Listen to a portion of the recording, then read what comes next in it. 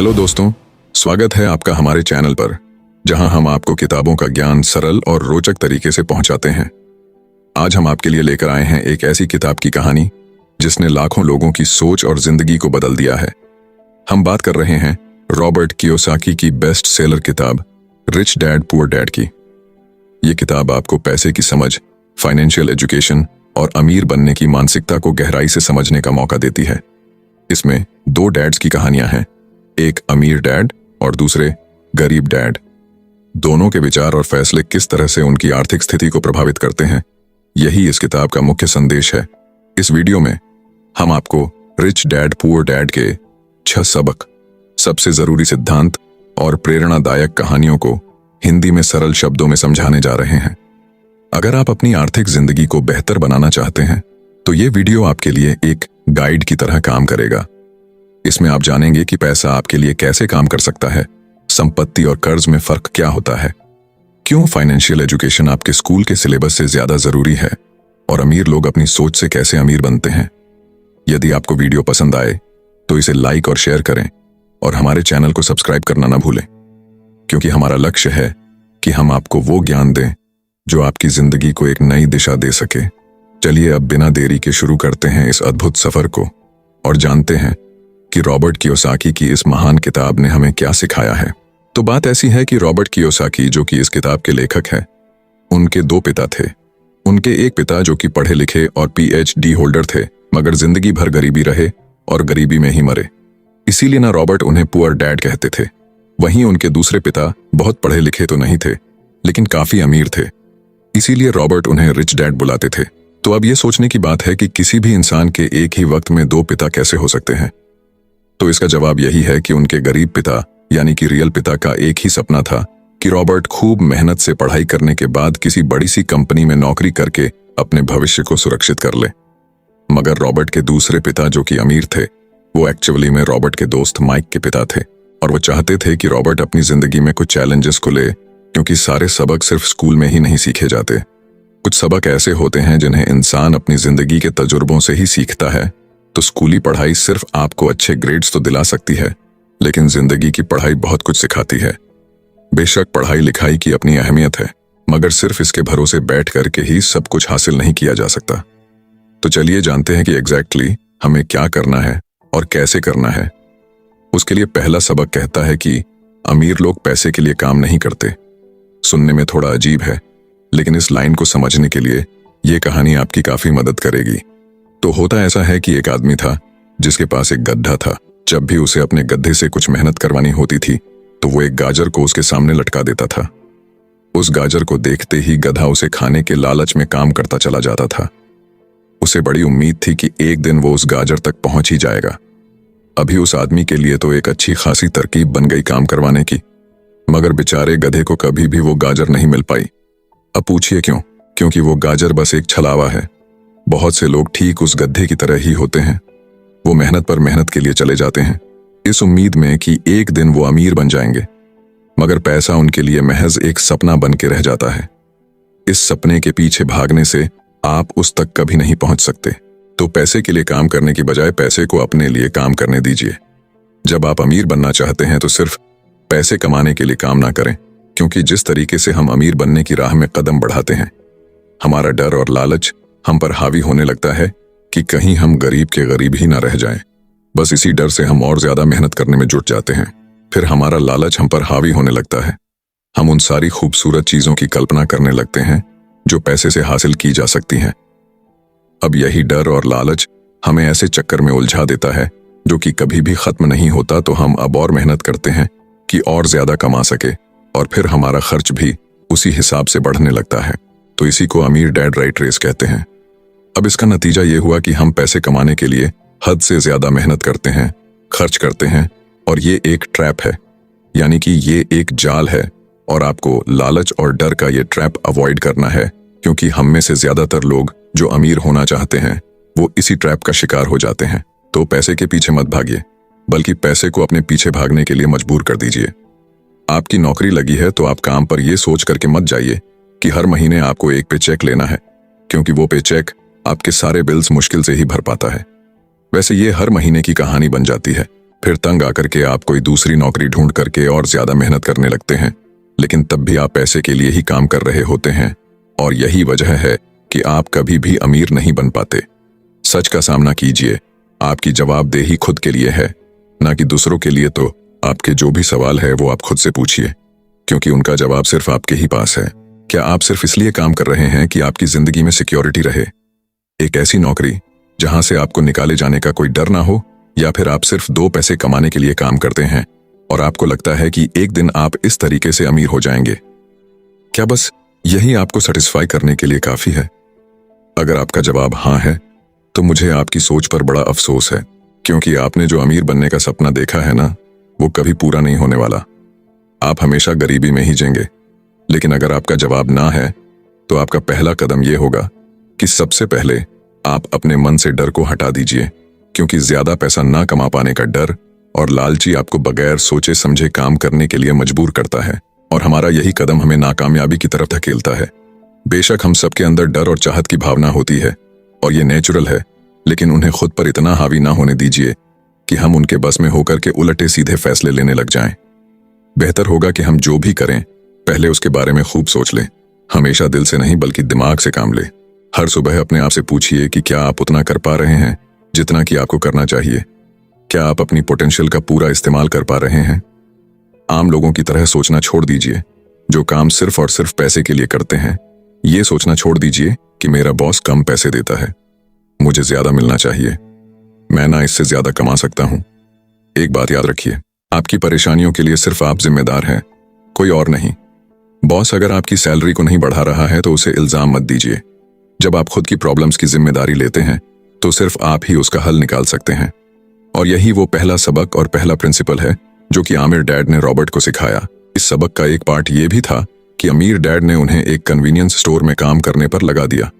उन्हें इस काम के कोई पैसे नहीं मिले, वो बस काम करते रहे, और इसका फायदा ये हुआ कि वो अपने दिल से काम में लगे रहे, और इस दौरान कई नए आइडियाज उनके दिमाग में आते रहे।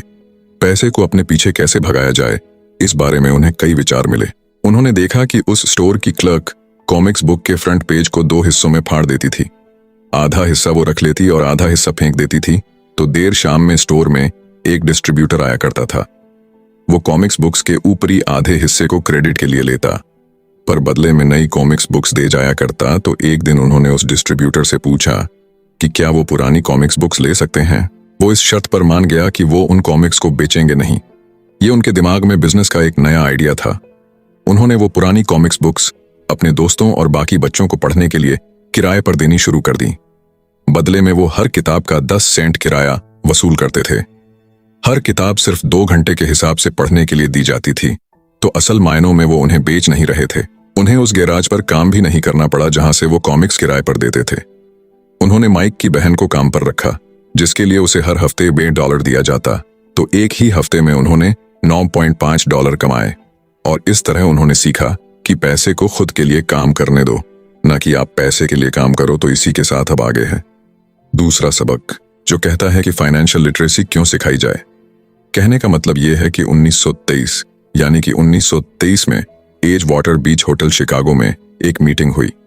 दुनिया के बहुत से लीडर और बहुत ही अमीर बिजनेसमैन इस मीटिंग का हिस्सा बने।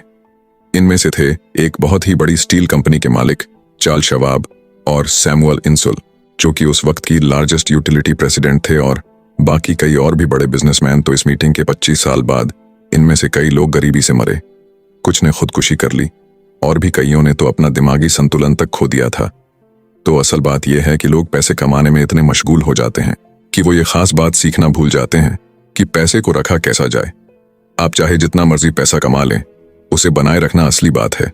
और अगर ये हुनर आपने सीख लिया, तो अब किसी भी आड़े टेढ़े हालात, जो अक्सर कहा जाता है कि कोई इमरजेंसी आ गई या कोई अड्डी आ गई या कोई बुरा वक्त आ गया, तो आप उसका सामना आसानी से कर लेंगे।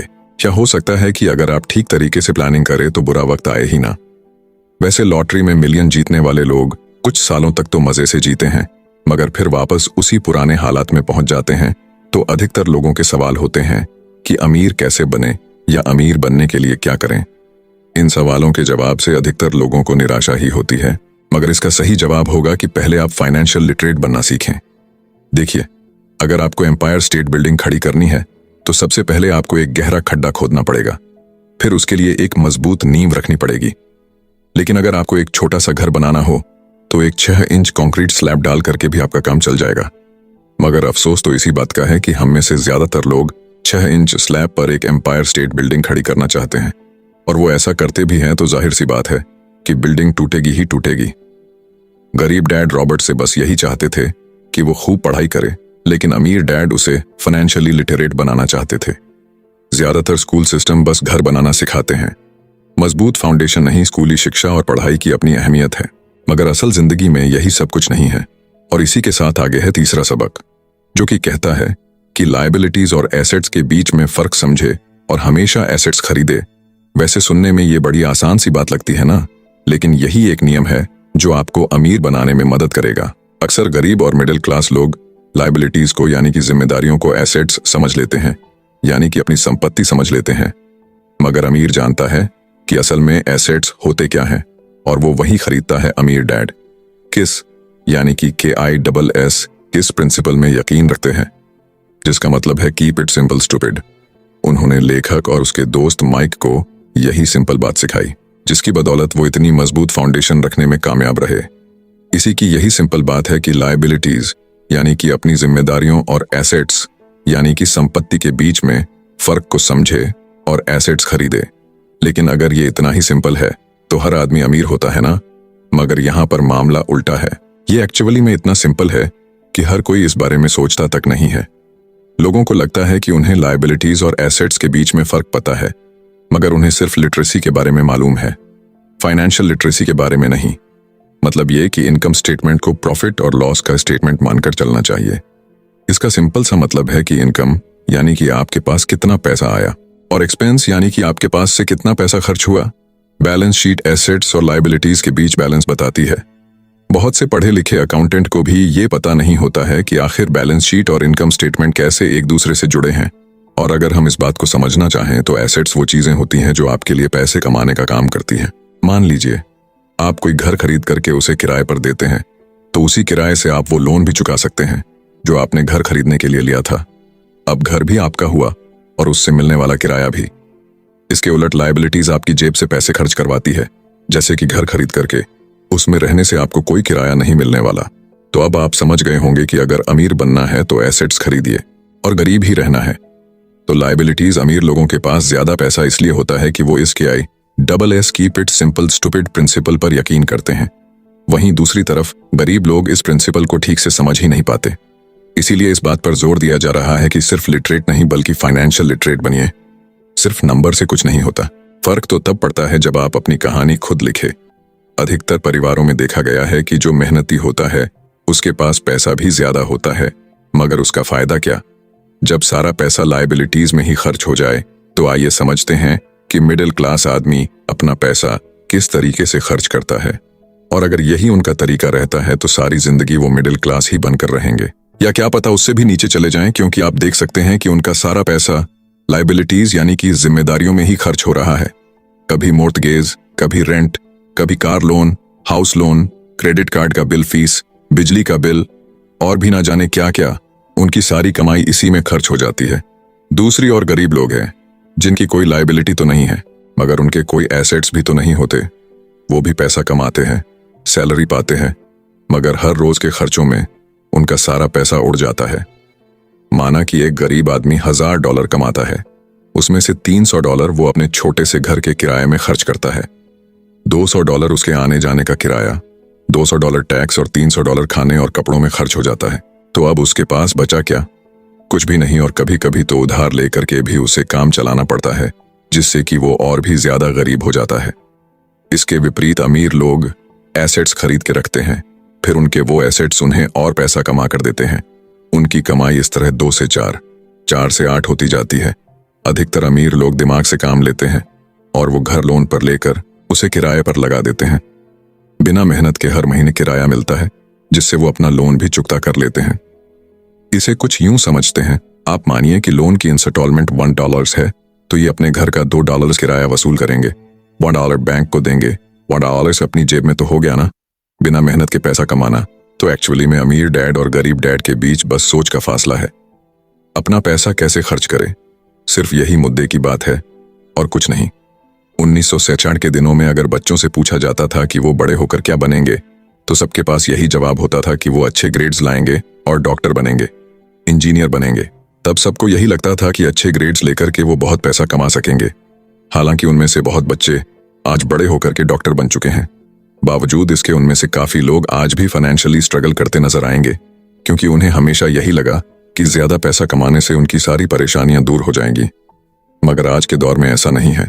आज बहुत से बच्चे फेमस एथलीट बनना चाहते हैं, या फिर सीईओ, या फिर कोई मूवी स्टार या रॉक स्टार, क्योंकि उन्हें पता है कि सिर्फ अच्छी पढ़ाई और अच्छे ग्रेड्स के भरोसे बैठ करके वो करियर में सक्सेस नहीं पा सकते। आजकल फाइनेंशियल नाइटमेयर बहुत आम हो गया है। अक्सर नए शादीशुदा जोड़े ये सोचते हैं कि उनकी सैलरी अब डबल हो जाएगी, क्योंकि दोनों जने कमा रहे हैं। एक छोटे से घर में रहते हुए वो अब बड़े घर के सपने देखते हैं, इसीलिए वो पैसा बचाना शुरू कर देते हैं। इसकी वजह से उनका सारा ध्यान सिर्फ अपना कैरियर बनाने पर होता है। उनकी कमाई बढ़ने लगती है तो जाहिर है उसी हिसाब से खर्चे भी बढ़ेंगे।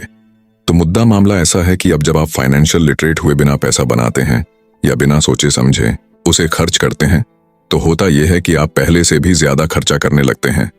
ये एक ऐसा चक्कर है जो फिर से चलता ही रहता है। नई जोड़े ने अब इतना पैसा कमा लिया है कि वो एक बड़ा घर खरीद सके। उन्हें तो यही लगेगा कि वो अब थोड़े अमीर हो गए हैं, मगर असलियत तो ये है कि बड़े घर के साथ उन्होंने नई लायबिलिटीज भी खरीद ली है। उनके कैश फ्लो में अब प्रॉपर्टी टैक्स का खर्च बढ़ गया है। अब उन्हें एक नई गाड़ी भी चाहिए, फर्नीचर भी चाहिए, सब कुछ नया। उनकी लायबिलिटीज बढ़ती ही चली जा रही है, और ज्यादातर होता यही है कि इनकम के साथ साथ खर्चे भी बढ़ने लगते हैं। फिर एक दिन अचानक इस सच्चाई का खुलासा होता है, मगर तब तक हम इस राइट रेस में बुरे तरीके से फंस चुके होते हैं। फिर ऐसे ही लोग हमारे लेखक रॉबर्ट के पास आकर के पूछते हैं कि अमीर कैसे बना जाए। अब यही सवाल तो मुसीबत की जड़ है, क्योंकि सबको लगता है कि पैसा ही हर चीज का इलाज है। ये मानना ही एक बड़ी गलती है। उनकी समस्या ये नहीं है कि वो ज्यादा पैसा नहीं कमा रहे, बल्कि ये है कि जो कुछ उनके पास है उसे हैंडल कैसे करें। वैसे एक कहावत है जो यहाँ पर लागू होती है, जब तुम खुद को एक गहरे गड्ढे में पांव तो और खोदना छोड़ दो। क्योंकि ज्यादातर लोग पब्लिक स्पीकिंग से घबराते हैं। मनोचिकित्सक यानी कि साइकेट्रिस्ट का मानना है कि लोग इसलिए घबराते हैं क्योंकि उन्हें रिजेक्शन का डर होता है, औरों से अलग होने का डर होता है। लोग हमारे बारे में क्या सोचेंगे, या हम पर वो कहीं हंसेंगे तो नहीं, बस यही सोचकर कि ज्यादातर लोग पब्लिक स्पीकिंग से दूर भागते हैं। वो वही करना पसंद करते हैं जो सब कर रहे होते हैं। ऐसे लोग खुद को भीड़ का हिस्सा बना करके संतुष्ट हो जाते हैं। आपका घर आपका सबसे बड़ा एसेट है, लोन लीजिए। अरे अब तो प्रमोशन हो गया है, अब तो सैलरी बढ़ गई है, तो नया घर तो ले ही लो। यही सब बातें ना हम लोगों से सुनते आ रहे हैं, और फिर हम भी ना उसी रास्ते पर चल पड़ते हैं, क्योंकि जो सब कर रहे हैं वो जरूर से सही ही होगा। भाई इतने सारे लोग मिलकर के कोई गलती तो नहीं कर सकते ना, ऐसा हम सोचते हैं, राइट? मगर नहीं, ऐसा बिल्कुल भी नहीं है। अमीर डैड ने कहा था कि जापानीज लोग 3 चीजों की ताकत जानते थे, तलवार, कीमती जवाहरात और शीशा। तलवार बाजुओं की ताकत का प्रतीक है, कीमती जवाहरात पैसे की ताकत का, और शीशा खुद के अंदर छुपी हुई ताकत को दिखाता है, और वही हमारी सबसे बड़ी ताकत है। जब आप खुद को जानते हैं शीशे के सामने, अगर आप खुद से सवाल पूछ सकते हैं कि मैं सही हूं या मुझे भी भीड़ का हिस्सा बनकर रहना चाहिए, तो जो जवाब आपको मिलेगा बस वही आपकी असली ताकत है। तो गरीब और मिडिल क्लास खुद को पैसे का गुलाम बनने देते हैं, इसीलिए वो कभी भी अमीर नहीं बन पाते। 16 साल के रॉबर्ट और माइक अमीर डैड के साथ हर उस मीटिंग में जाया करते थे जो वो अपने अकाउंटेंट, मैनेजर्स, इन्वेस्टर और एम्प्लॉयज के साथ रखा करते। यहाँ एक ऐसे अमीर डैड देखने को मिलते हैं जो पढ़े लिखे नहीं हैं, जिन्होंने 13 साल में ही स्कूल छोड़ दिया था, मगर आज वो मीटिंग कर सकते हैं और अपने नीचे काम करने वाले पढ़े लिखे लोगों को ऑर्डर देते हैं, उन्हें बिजनेस के टिप्स समझाते हैं। एक ऐसा इंसान जो भीड़ का हिस्सा नहीं बना, जिसने रिस्क लिया और जिसने लोगों की परवाह नहीं की, जिससे ये डर नहीं था कि लोग उसके बारे में क्या सोचेंगे। इन मीटिंग्स का नतीजा ये हुआ कि लेखक और उनका दोस्त दोनों स्कूली पढ़ाई में मन नहीं लगा पाए। जब भी उनकी टीचर कोई काम देती थी, उन्हें रूल्स के हिसाब से करना होता था, तो उन्हें एहसास हुआ कि स्कूली पढ़ाई किस तरीके से बच्चों की प्रतिभा को निखरने नहीं देती, उसे दबा देती है। उनकी क्रिएटिविटी को मारकर उन्हें एक सांचे में ढालकर इस समाज का एक मशीनी हिस्सा भर बना देती है। और उन्हें टीचर की इस बात से भी इनकार था कि अच्छे ग्रेड्स लाकर के ही सक्सेसफुल और अमीर बना जा सकता है। वैसे एक दिन रॉबर्ट की अपने गरीब डैड से बहस हो गई। उनके पिता का मानना था कि उनका घर उनके लिए सबसे बेस्ट इन्वेस्टमेंट है, मगर वो एक रेड रेस में भाग रहे थे। उनकी इनकम और खर्चे बराबर ही थे। उन्हें पूरा करने के लिए उनके पास एक पल की भी फुर्सत नहीं थी। यही बात रॉबर्ट उन्हें समझाना चाह रहे थे कि उनके पिता के लिए वो घर एसेट नहीं बल्कि लायबिलिटी है। घर पर उनके पैसे खर्च हो रहे थे, बदले में मिल कुछ नहीं रहा था। ये बात उनके गरीब डैड नहीं समझ पा रहे थे। तो बस यही फर्क था गरीब और अमीर डैड के बीच में। खैर, उनकी बहस तो चलती रही। उन्होंने अपने गरीब पिता को बताया कि अधिकतर लोगों की जिंदगी लोन चुकाने में ही निकल जाती है। जिस घर को वो खरीदते हैं उसके लिए वो 30 साल तक लोन भरते हैं, फिर एक और बड़ा घर लेते हैं और अपना लोन रिन्यू कराते हैं। अब घर की कीमत भी उसी हिसाब से बढ़ेगी या नहीं, ये निर्भर करता है। कुछ लोग ऐसे भी हैं जिन्होंने घर खरीदने के लिए एक बड़ी रकम ली थी। जितनी घर की कीमत नहीं थी, उससे ज्यादा कर्ज उनके सर पर चढ़ गया। इसका सबसे बड़ा नुकसान लोगों को ये होता है कि वो बाकी जगह इन्वेस्टमेंट नहीं कर पाते, क्योंकि उनका सारा पैसा उस घर पर लगा है। उन्हें कभी इन्वेस्टमेंट करने का मौका ही नहीं मिल पाता और ना ही वो इस बारे में कुछ सीख पाते हैं, और इसी तरीके से कई एसेट्स उनके हाथों से निकल। अगर इसके बदले लोग सिर्फ एसेट्स पर ध्यान दें तो उनका फ्यूचर कहीं ज्यादा बेहतर हो सकता है।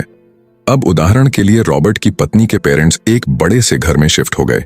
उनका सोचना था कि अपने लिए बड़ा और नया घर लेना एक सही फैसला है, क्योंकि बाकियों की तरह उन्हें भी घर लेना एक एसेट्स लगता था।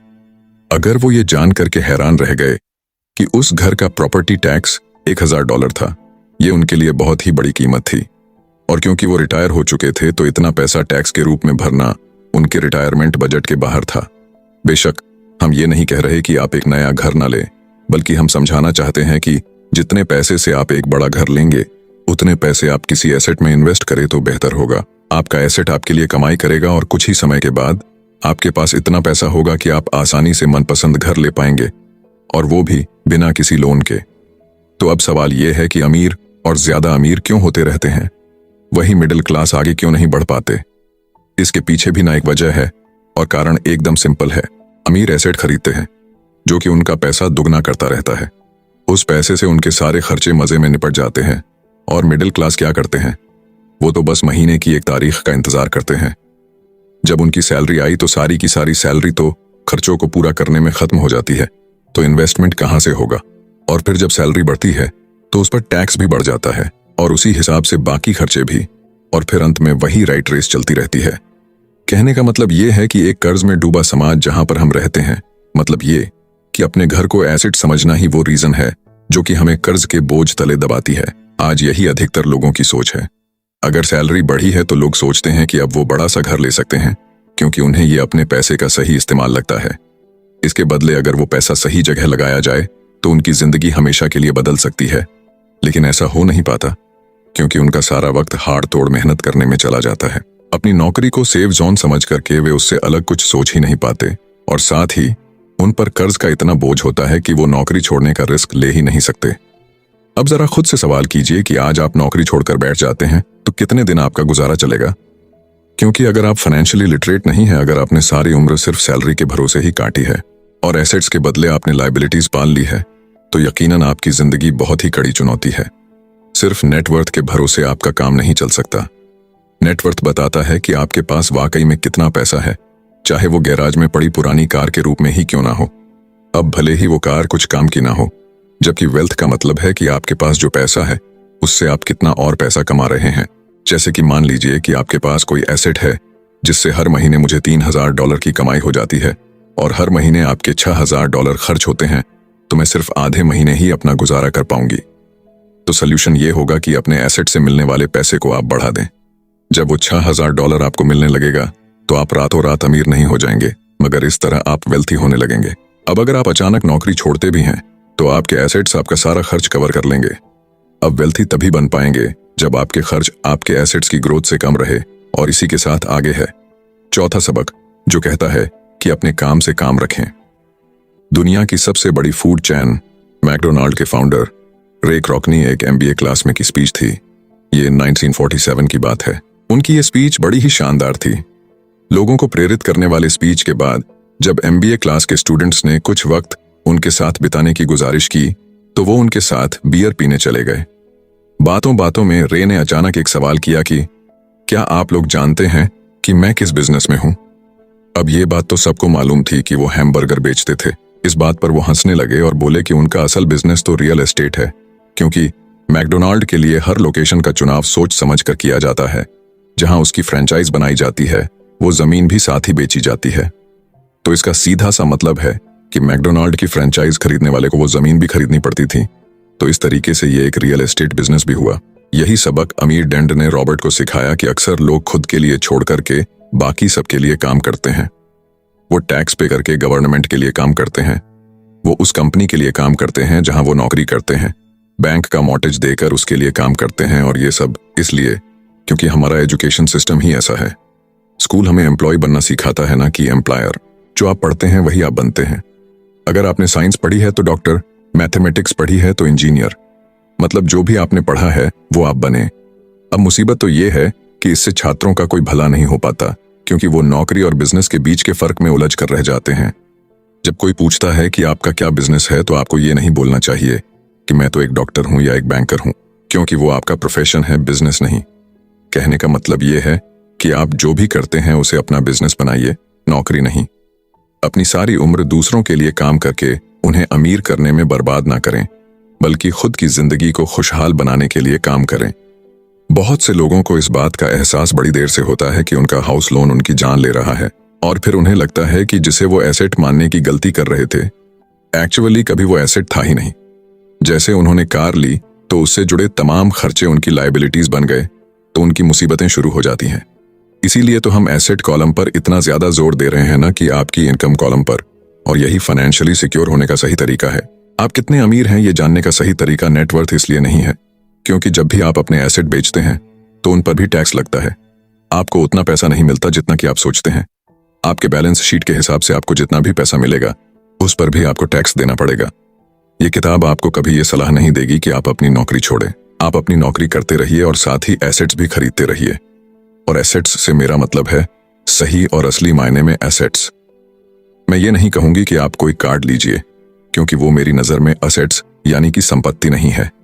क्योंकि जैसे ही आप उसे चलाना शुरू करते हैं वो अपनी कीमत का 25% खो देती है। अब किस तरह के एसेट्स खरीदे जाने चाहिए, यहां हम आपको कुछ उदाहरण देते हैं। ऐसा बिजनेस जहां आपकी मौजूदगी जरूरी ना हो, जो दूसरे लोग आपके लिए चलाएं, क्योंकि आप वहां पर ज्यादा वक्त देंगे तो वो बिजनेस नहीं, नौकरी होगी। दूसरा है रियल एस्टेट पे पैसा लगाएं। तीसरा है स्टॉक और बॉन्ड खरीदे। तो जब एसेट खरीदे तो अपनी पसंद की चीजों पर पैसा लगाएं, क्योंकि आपका मन होगा तभी आप उस पर ध्यान दे पाएंगे। अगर उसमें आपकी रुचि होगी तो आप उसे बेहतर समझ पाएंगे। रॉबर्ट को रियल एस्टेट और स्ट्रोक्स में रुचि थी, खासकर छोटी कंपनीज में इन्वेस्ट करना। अपने अमीर डैड की सलाह पर उसने अपनी नौकरी कभी नहीं छोड़ी। वो जॉब करता रहा, साथ ही अपने एसेट कॉलम को बड़ा और मजबूत बनाता चला गया। एक पैसा भी जो आप कमाते हैं उसे बेकार न जाने दें। अपने पैसे को अपना गुलाम मानकर चलिए, जो कि आपके लिए काम करे। आप लग्जरी खरीदना चाहते हैं, शौक से खरीदे, कोई बड़ी बात नहीं, मगर ये ना भूले कि अमीर और मिडिल क्लास में यही सोच का फर्क है। जहां मिडिल क्लास पैसा आते ही पहले लग्जरी में खर्च करेगा, वहीं अमीर आदमी उसे अंत में खरीदेगा। और इतना समझ लेने के बाद अब अगले सबक में आप अमीर लोगों के सबसे बड़े सीक्रेट के बारे में जानेंगे। तो 5वां सबक कहता है कि अमीर पैसा इन्वेंट करते हैं। अलेक्जेंडर ग्राहम बेल ने टेलीफोन इन्वेंट करने के बाद उसे पेटेंट कर दिया था। इनका बिजनेस बढ़ा और संभालने में मुश्किल होने लगी तो वो वेस्टर्न यूनियन गए और उन्हें अपना पेटेंट और छोटी सी कंपनी $1 लाख में बेचने की पेशकश की। उस वक्त की वेस्टर्न यूनियन के प्रेसिडेंट ने पेशकश को ठुकरा दिया। उन्हें ये दाम कुछ ज्यादा ही लग रहे थे और फिर उसके बाद एक बड़ी कंपनी AT&T का जन्म हुआ। रॉबर्ट 1984 से प्रोफेशनल तौर पर पढ़ा रहे हैं। एक चीज जो हजारों लोगों को पढ़ाने के बाद उन्होंने जानी तो वो ये कि उन सब लोगों में पोटेंशियल था, बल्कि हर एक इंसान में पोटेंशियल है जो कि हमें महान बना सकती है। इसके बावजूद जो हमें रोकता है वो है खुद पर डाउट रखना। स्कूल छोड़ने के बाद हमें पता चलता है कि जिंदगी में आगे बढ़ने के लिए सिर्फ ग्रेड्स ही काफी नहीं होते। जैसे सिर्फ स्मार्ट लोग ही आगे नहीं बढ़ते, बल्कि वे बढ़ते हैं जो कि बोल्ड भी होते हैं। ये सच है कि फाइनेंशियल जीनियस होने के लिए इसकी नॉलेज भी होनी चाहिए, मगर साथ ही हिम्मत और बोल्डनेस भी चाहिए। ज्यादातर लोग पैसे के मामले में कोई रिस्क नहीं लेना चाहते, मगर अमीर होने के लिए आपको रिस्क लेने ही पड़ेंगे, क्योंकि हो सकता है कि आने वाले सालों में एक नया बिल गेट्स पैदा हो या अगला अलेक्जेंडर और बाकी शायद दिवालिया बनकर गरीब हो जाए। अब ये आपकी मर्जी है, आप इनमें से क्या बनना चाहते हैं। अगर आप अपना फाइनेंशियल IQ बढ़ाते हैं तो बहुत कुछ हासिल कर सकते हैं, और अगर नहीं तो आने वाले साल और भी डरावने हो सकते हैं, क्योंकि हर पुराना जाता है तो नया आता है। तो जो आज है वही सबसे खुशहाल वक्त है। आज के दौर में लोग ज्यादा फाइनेंशियली स्ट्रगल कर रहे हैं क्योंकि उनकी सोच अभी भी पुरानी है। फिर वे अपनी गलती ना मानकर या तो अपने बॉस को इल्जाम देंगे या नई टेक्नोलॉजी को। जो कभी कल के दौर में एसेट था वही आज लायबिलिटी बन चुका है, तो आपको अपडेट रहने की जरूरत है। रॉबर्ट ने एक गेम डिजाइन किया जिसे वो केंज फ्लो कहते हैं। ये लोगों को सिखाता है कि पैसा कैसे काम करता है, अमीर बनने की राह क्या है और राइट रेस से बाहर कैसे निकले। ये सारी चीजें इस गेम से समझाने की कोशिश की गई है। एक दिन एक औरत आई। गेम खेलने के दौरान उसने एक बोर्ड कार्ड जीता, जिसका मतलब था कि उसने उस गेम में एक बोर्ड जीती। वो औरत बड़ी खुश हुई, मगर जब उसे पता चला कि वोट लेने के लिए तो उसे एक बड़ी रकम टैक्स भरनी होगी, तो उसकी खुशी गायब हो गई। वो वोट उसके लिए अब एसेट नहीं बल्कि लायबिलिटी बन गई। उसे पता चला कि ऐसे तो ये वोट उसकी जान ही ले लेगी। उसे ये आइडिया समझ में ही नहीं आया और रिफंड की मांग की। उसे उसके पैसे वापस मिल गए और वो चली गई। मगर बाद में उसने फोन करके बताया कि उसे अब गेम का आइडिया कुछ समझ में आने लगा था। वो उस गेम से अपनी लाइफ को जोड़ करके देख पा रही थी। पैसा कैसे काम करता है, इस बात को समझ ना पाने की वजह से उसका गुस्सा जायज था। हम भी अक्सर यही करते हैं।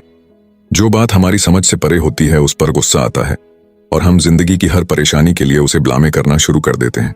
मगर अगर ठंडे दिमाग से सोचे तो ये तरीका एकदम गलत होगा। बेहतर होगा कि हम उन्हें समझने की कोशिश करें तो गेम ऑफ लाइफ जीत सकते हैं। बहुत से लोग केंज फ्लो गेम में खूब पैसा जीतते हैं, फिर उन्हें समझ ही नहीं आता कि उस पैसे का क्या करें, तो वो हैरान होने लगते हैं।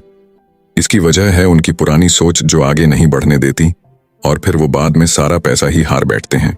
कुछ लोग कहते हैं कि वे हार गए क्योंकि उनके पास सही पत्ते नहीं थे। बहुत से लोग इस तरह जिंदगी में सही मौकों की तलाश में बैठे रहते हैं।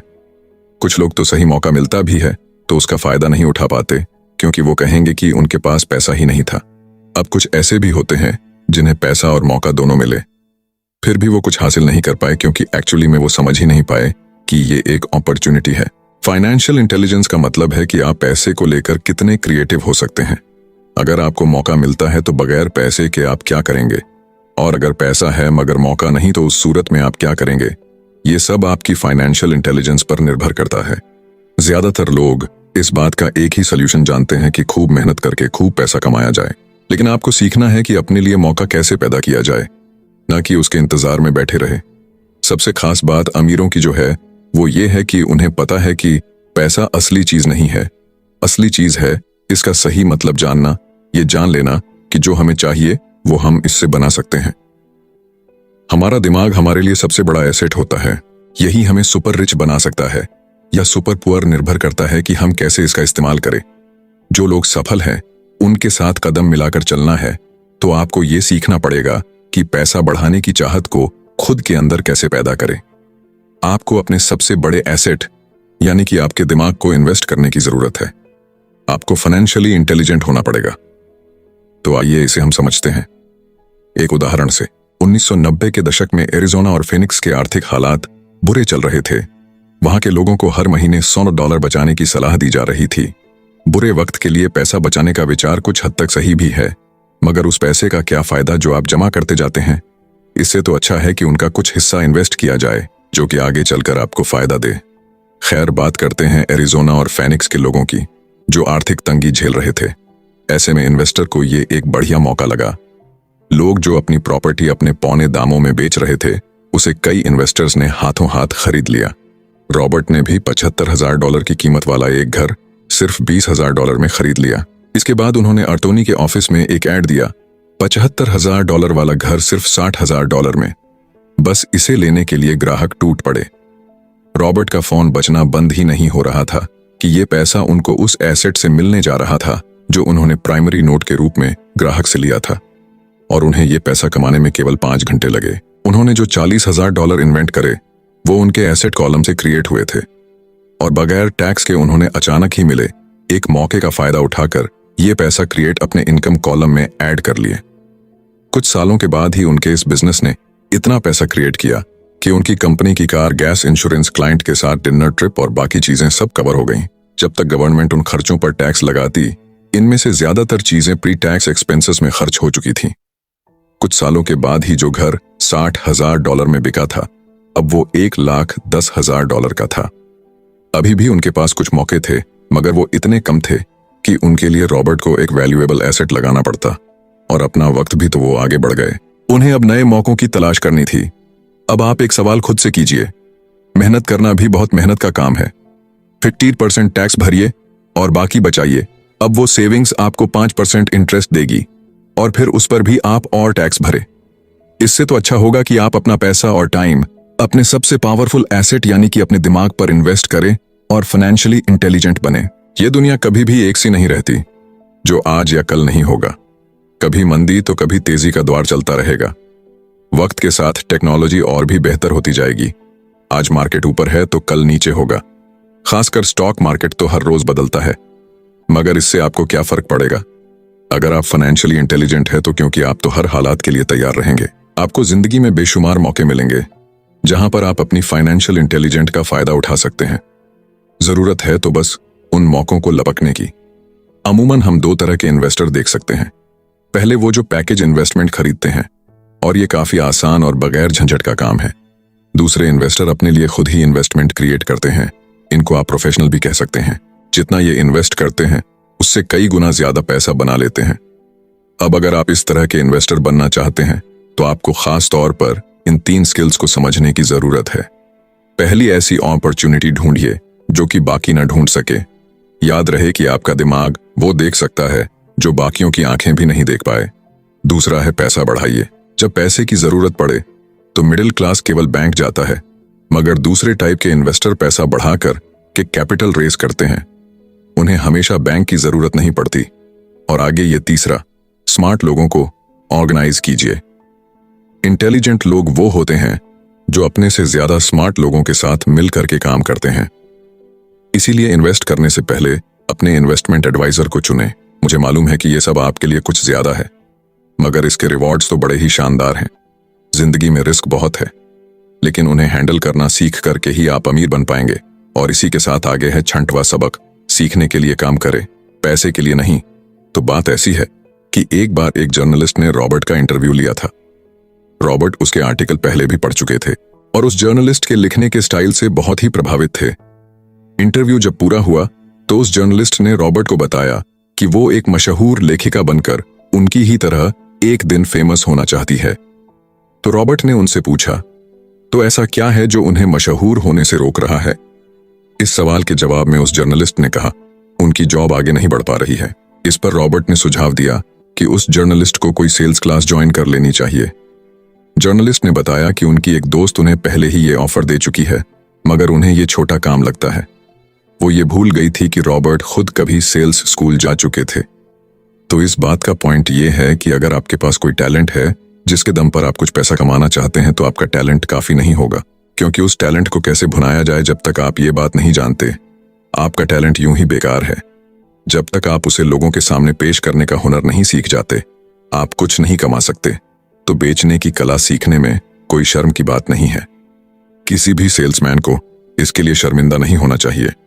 एक तो सबसे बड़ा फर्क अमीर डैड और गरीब डैड के बीच में था, वो ये है कि गरीब डैड हमेशा नौकरी की चिंता करते थे कि जॉब हमेशा सिक्योर रहे, क्योंकि एक सेफ जॉब ही उनके लिए सब कुछ थी, जबकि अमीर डैड हमेशा सिर्फ और सिर्फ कुछ सीखने पर जोर देते थे। अमीर बनने के लिए आपको बहुत कुछ सीखना पड़ेगा। इसके अलग पहलू को देखे तो स्कूल हमें रिवॉर्ड करते हैं किसी एक ही खास चीज में महारत के लिए। इसका एक उदाहरण देखिए, जब डॉक्टर मास्टर की डिग्री लेते हैं तो उसके बाद किसी एक स्पेशल फील्ड में डॉक्टरेट करते हैं, जैसे कि पीडियाट्रिक या कुछ और, मतलब एक छोटे से विषय पर उन्हें बहुत पढ़ना पड़ता है उस फील्ड में महारत के लिए, और यही उनका रिवॉर्ड होता है। ऐसे ही बहुत कुछ जानने के लिए जो थोड़ा बहुत आप सीखते हैं, वो नॉलेज तभी आएगी जब आप अलग अलग कंपनीज के लिए काम करेंगे, दुनिया की अलग अलग चीजों को जाएंगे, चीजें कैसे काम करती है, ये सभी बातें अनुभव करेंगे, तभी आपकी नॉलेज बढ़ेगी। शायद यही वजह थी कि अमीर डैड छोटे रॉबर्ट और माइक को अपने साथ लेकर जाते थे जब वे अपने डॉक्टर, अकाउंटेंट्स, लॉयर या किसी प्रोफेशनल से मिलने जाते। जब रॉबर्ट ने मैरिन कॉर्प्स ज्वाइन करने के लिए अपनी है पेइंग जॉब छोड़ी, तो उसके गरीब मगर पढ़े लिखे पिता समझ नहीं पा रहे थे कि रॉबर्ट ने ऐसी शानदार नौकरी क्यों छोड़ी। वे गलत तरह से इस फैसले से सख्त निराश हुए। रॉबर्ट ने उन्हें समझाने की हर मुमकिन कोशिश की कि उनका ऐसा करना क्यों जरूरी था, मगर उन्हें तो ये बात हजम ही नहीं हो रही थी। रॉबर्ट ने उन्हें कहा कि वो सीखना चाहते हैं कि खुले आसमान में कैसे उड़े। उन्हें जानना था कि वर्कर्स की टीम को कैसे हैंडल किया जाए। किसी भी कंपनी को अपने बलबूते पर चलाना कितना मुश्किल काम है। रॉबर्ट ये सब सीखना चाहते थे। वियतनाम से लौटने के बाद रॉबर्ट ने अपनी जॉब से रिजाइन कर दिया और जेरोक्स कॉर्प्स को ज्वाइन कर लिया। उन्हें यह नौकरी किसी फायदे के लिए नहीं चाहिए थी। वो इतने शर्मीले थे कि किसी को कुछ भी बेचने के ख्याल से ही उन्हें पसीना आ जाता। अपनी इसी कमी को दूर करने के लिए उन्होंने जेरोक्स के सेल्स ट्रेनिंग प्रोग्राम की शिक्षा ली। इसके बाद रॉबर्ट ने खुद अपनी कंपनी की शुरुआत की और अपना पहला शिपमेंट भेजा। वे अगर इसमें नाकामयाब रहते तो पक्का दिवालिया हो जाते, लेकिन उन्होंने ये रिस्क लिया और अपने अमीर डैड की सीख को याद रखा कि बेशक आप 30 की उम्र से पहले दिवालिया होने का रिस्क ले सकते हो, क्योंकि इस उम्र में आपको रिकवर होने का मौका भी मिल जाता है। ज्यादातर एम्प्लॉय अपने वर्कर्स को इतना तो पे करते हैं कि वो काम छोड़कर ना जाए, और ज्यादातर वर्कर भी जी फाड़ करके इसलिए मेहनत करते हैं कि वो काम से निकाले ना जाए। इसीलिए तो उन्हें सिर्फ अपनी सैलरी और कंपनी से मिलने वाले फायदों से ही मतलब होता है। इस सोच के साथ उनके कुछ साल तो बढ़िया गुजरते हैं, मगर ये लंबे समय तक काम नहीं करता। तो क्यों ना आप वो सब कुछ अभी सीखें जो आप सीखना चाहते हैं, इससे पहले कि आप कोई एक खास प्रोफेशन अपने लिए चुनें, क्योंकि अगर एक बार आपने अपना प्रोफेशन चुन लिया तो आप हमेशा के लिए उसी में बंध कर रह जाएंगे। तो दोस्तों, इसी के साथ ये समरी यहीं पर समाप्त होती है। धन्यवाद।